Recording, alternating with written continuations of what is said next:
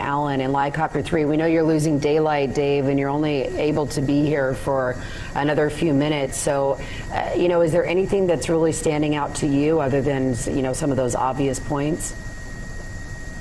Well, we're definitely seeing what Dirk was just talking about, and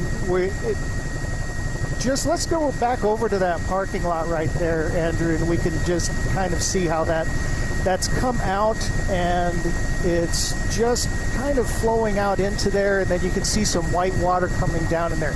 Now that looks real small from here, but I can tell you when you look at it down there, that is really spilling. Now here, let's give you some perspective. Go ahead and tilt up. I just saw something interesting, Andrew. Is that picnic tables right there?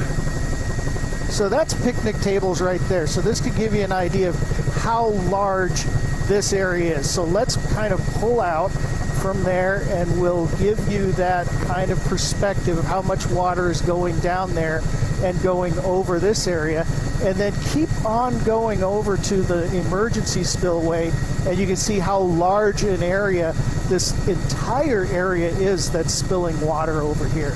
Now I'm also looking out the window towards town, and I can see that the secondary reservoir down there, it's looking quite full as well.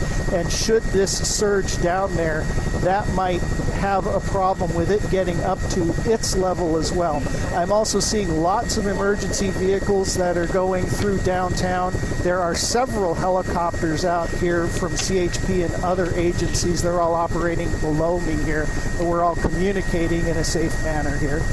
Dave, what does it look like toward the bottom where the water is coming down to the Feather River? Because we were really almost shocked to see some of the viewer videos sent in earlier today. They were standing at the bottom of this area, which you probably wouldn't be able to anymore with the evacuations. But you see how that is all just draining and coming together there. Well, it's draining and it's carrying debris. It's carrying a lot of mud. Let's just keep following the river. Let's just keep following the river towards town. Andrew, you can zoom out there as well, Dave, just kind of right by the water. Any structures in the way? Well, this is a very deep ravine right here. So we're not really getting into the lowland. Andrew, can you go ahead and pan right and just kind of show downtown so we kind of get the lay of the land here? So we're going to follow the river down into the secondary reservoir down here. We can kind of see, so it goes, you can see this is a very steep canyon right here.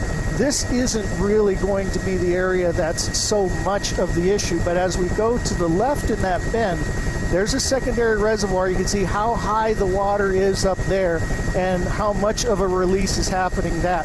Now, the real area of concern is everywhere below this. So if you'll pull out, Andrew, and show the downtown area and how much or how high the river is in the downtown Oroville area, this is why the evacuations are happening. Probably something we can't quite see through the camera, but I am seeing emergency vehicle flashing lights all over town. So I know they're really getting the word out to folks down there that they need to move to higher ground. And we're also getting word, too, that there is emergency evacuation of the city of Mэрisville and Yuba County as well. This whole time we've been talking about from Oroville to Gridli, just saying